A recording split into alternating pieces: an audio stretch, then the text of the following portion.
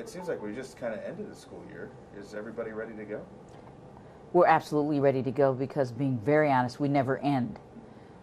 One of the things that people really don't understand about schools is that it's a 12-month operation. And so all we do is pause because the students aren't here, but the adults, the administrators in particular, work year-round. And what I've known over the 40-plus years I've been in this district, teachers never leave. They're always either storing something or taking it out of storage or fixing up a room. More construction in a lot of the buildings this year, and a shorter time, so to speak, to do it. Now the weather didn't cooperate early in the summer. Everything as far as the buildings are going to be ready for the students here next week? We're absolutely thrilled with the progress we've made with our building project. If you've been around any of our buildings that are under construction, you've seen those wonderful, large "Thank You Fort Wayne" signs, because that's really how we feel. We had 10 major projects. Not only are the construction companies working to make sure everything's ready, our Sodexo partner, they're making sure that the buildings are clean. Teachers are already in the buildings, but yes, we will be ready. More technology coming. I think school board just approved more iPads, right?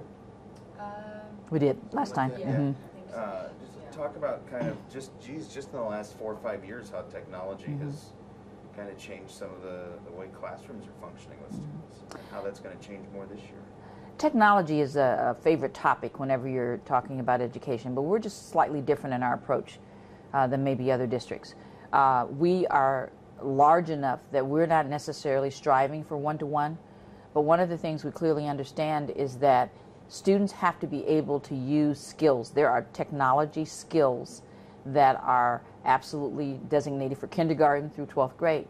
So one of the things that we're making certain we can do is to have the hardware that allow them to get those skills, but also things such as iPads have the flexibility for creativity.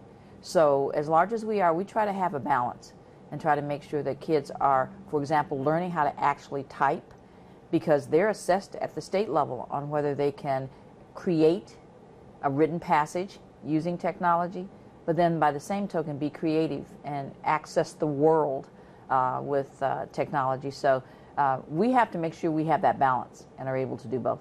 Have you found with more technology that it's better to keep the curriculum on that kind of more controlled, or to allow some flexibility with your teachers and how they achieve that end goal with the students?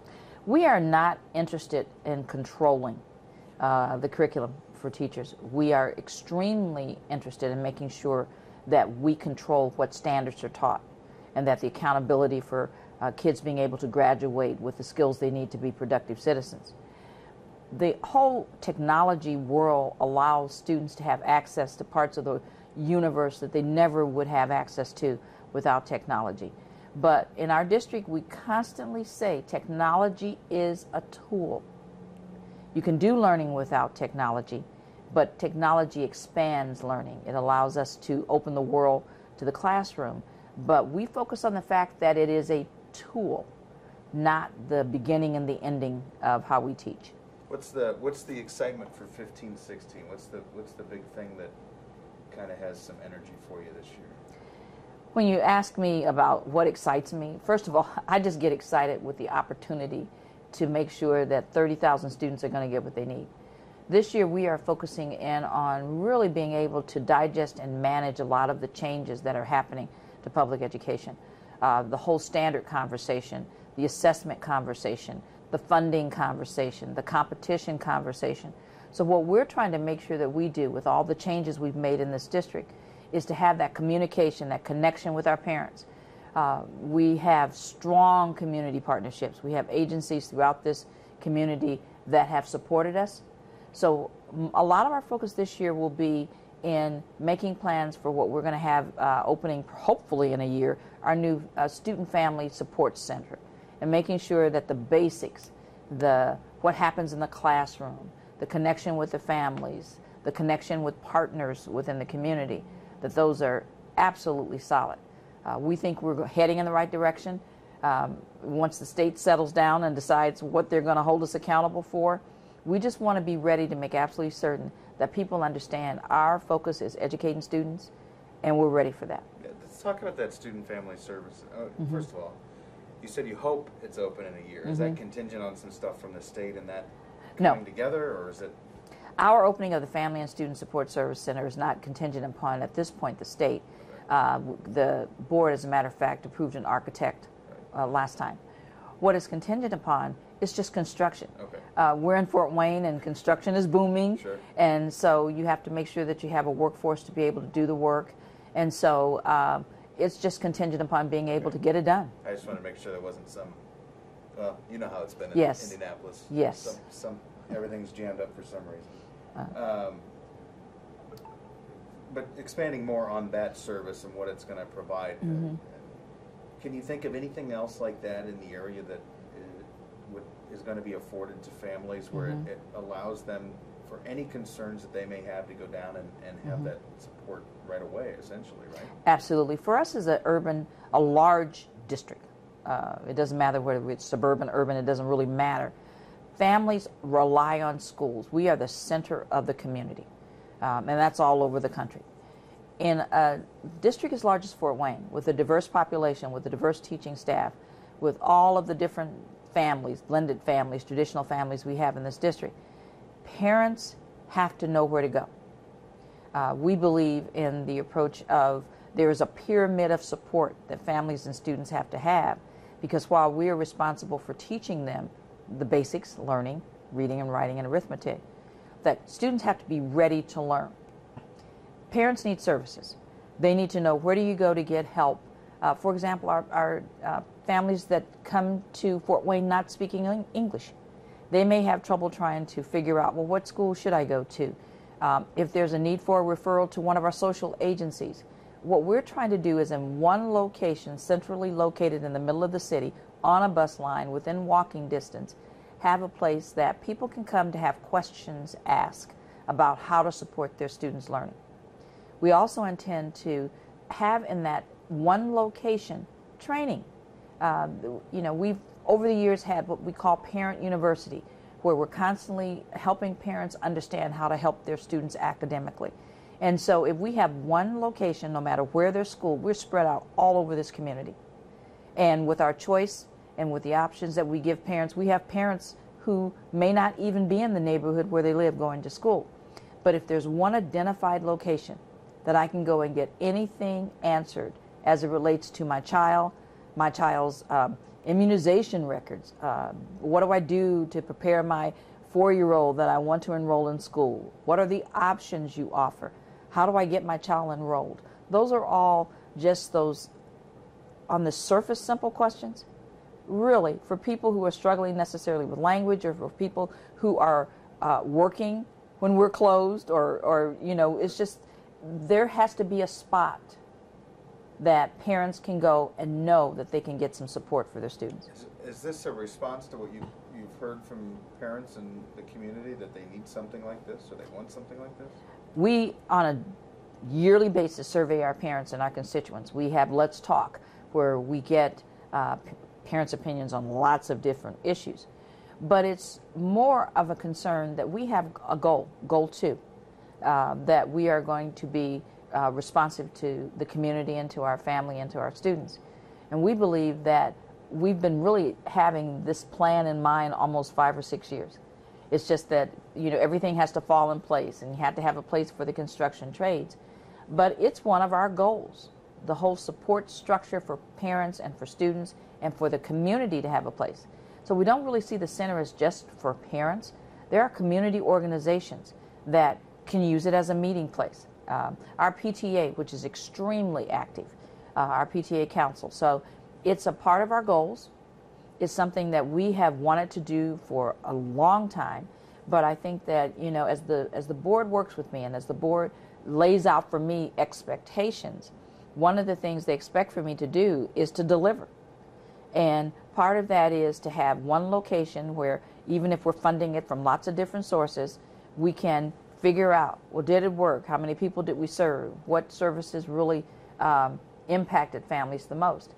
It's happening in 53 different buildings And sometimes we don't even know all of the really wonderful things that are occurring.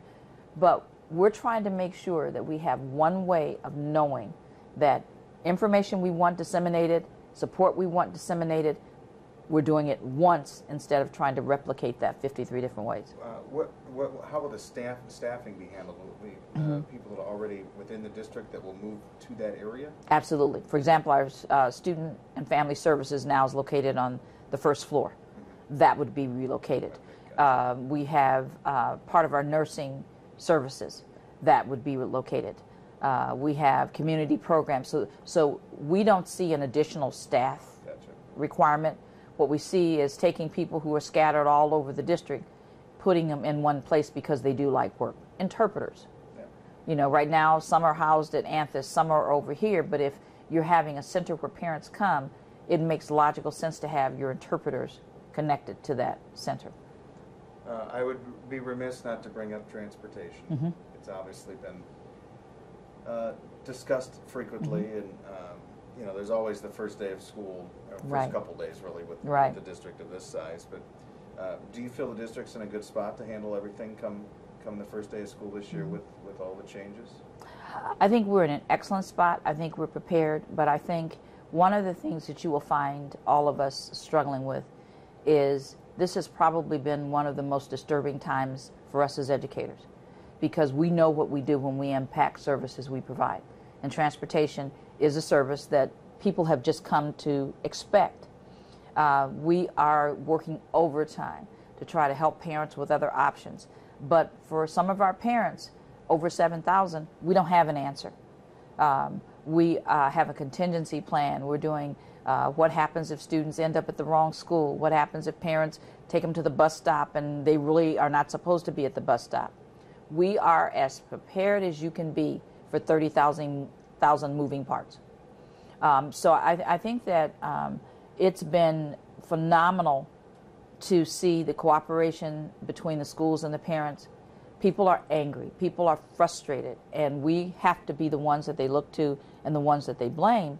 But I don't think people realize, I think this is one of the first real examples of what happens when you want your property tax to be lowered.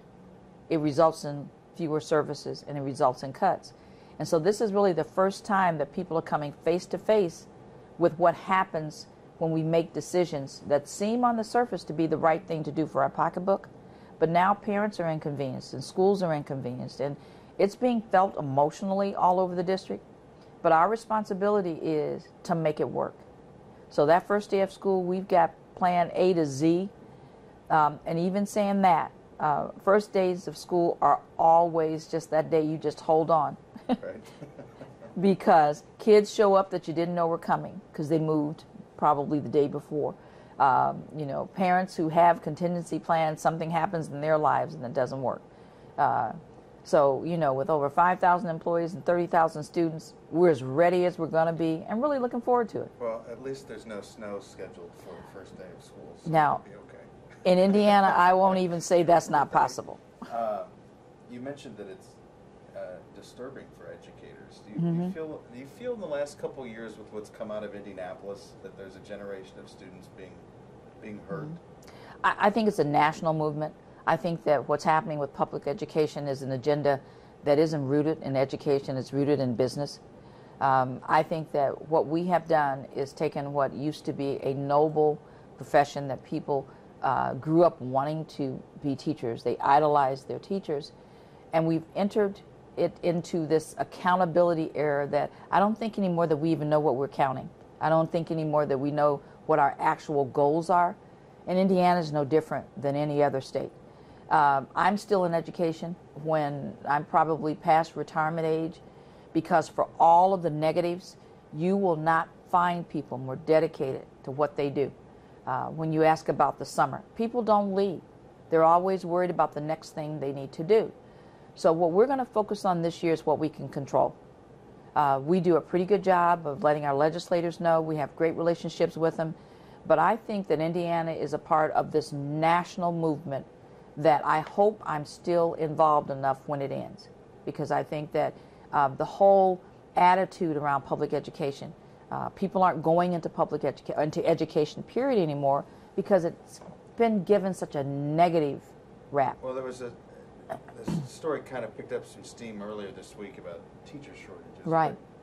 I know your district. I know most of the districts around here. Mm-hmm. There's been a shortage of teachers for years. Right, in certain areas. Right. And one of the things that's always been an issue for us, math and science people who have skills in those areas can go into business and make twice as much or 3 times as much as they can make in public education. So I think there's a competition for certain. Special ed is another area.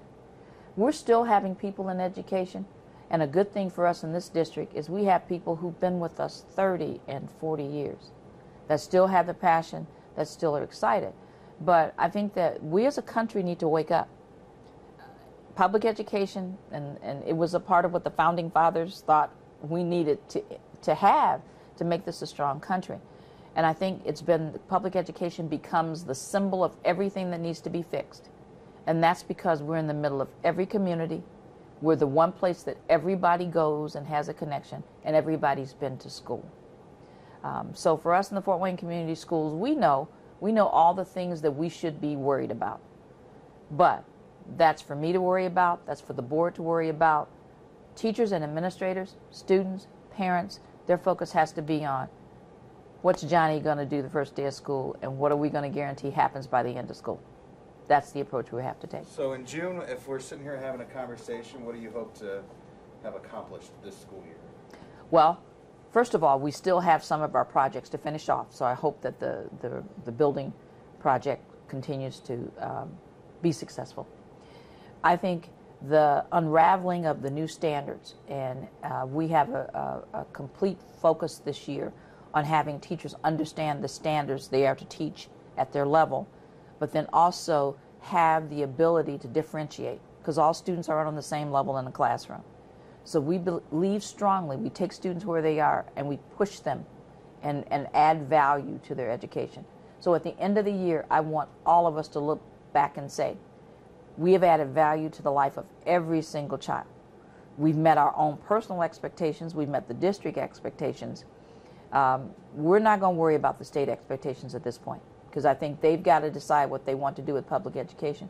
We're not unclear about what our students expect, what our parents expect, what the board expects, and the pressure we put on ourselves to perform and meet those expectations. So we're ready.